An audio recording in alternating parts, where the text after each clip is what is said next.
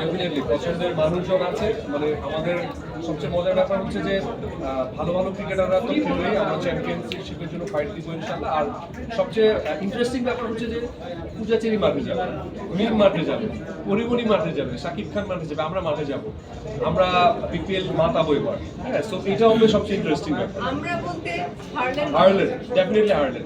আমরা এই যারা যারা আছে সবাই রিমার হারলেনের হয়ে আমরা মাঠে যাবো।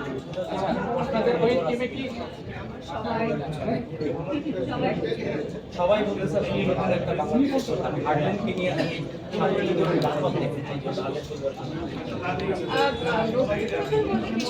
জায়গা থেকে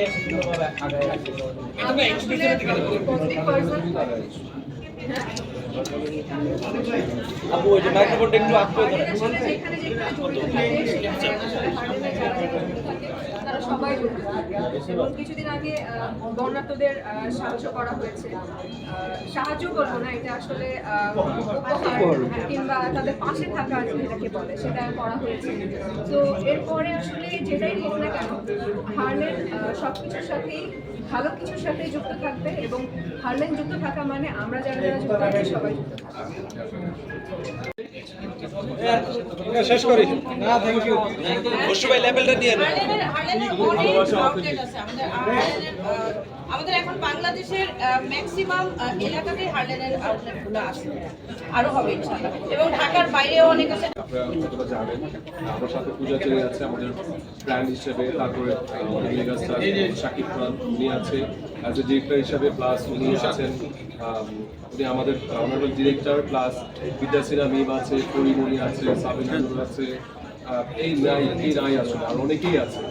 তো সবাইকে নিয়ে নাজিফা খুশি আছে, তো সবাইকে নিয়ে মানে হারলেন শুধু সৌন্দর্যের কথাই আমরা বলতে চাই আর আপনাদের সাথে ভালোবাসা বিনিময় করতে চাই। জীবন ভাই একটা ব্যাপার জানি যে হারলেন এবার বিপিএল এ দল কিন্তু আপু লেভেলটা অবশ্য ভাই আমাদের লেভেলটা ছাড়লে দেন না। রিভার হারলেন এবার প্রথমবারের মতো আমরা আসলে বিপিএল এ আমি নিজেই গিয়েছিলাম ইন্টারভিউতে ক্রিকেট বোর্ডের সভাপতি সাহেবের সাথে। সো ইন্টারভিউ শেষ হয়ে গেছে অনেক পজিটিভলি। হোপফুলি দু একদিনের মধ্যে হয়তো আমরা তখন আমরা মানে আনুষ্ঠানিকভাবে সবাইকে জানাবো, যেহেতু এখনো আনুষ্ঠানিকভাবে কোনো চিঠি পাইনি। সো হোপফুলি দু একদিনের মধ্যে জানতে পারবো। না আমরা আসলে কোন টিম পাবো এটা ডিক্লেয়ার করিনি, ফেসবুকে উল্লেখ করে আসছে। সো হোপফুলি দুদিনের মধ্যে জানতে পারবেন আমরা কোন টিম নিয়ে আমরা রিভার হারলেনে গিয়েছি।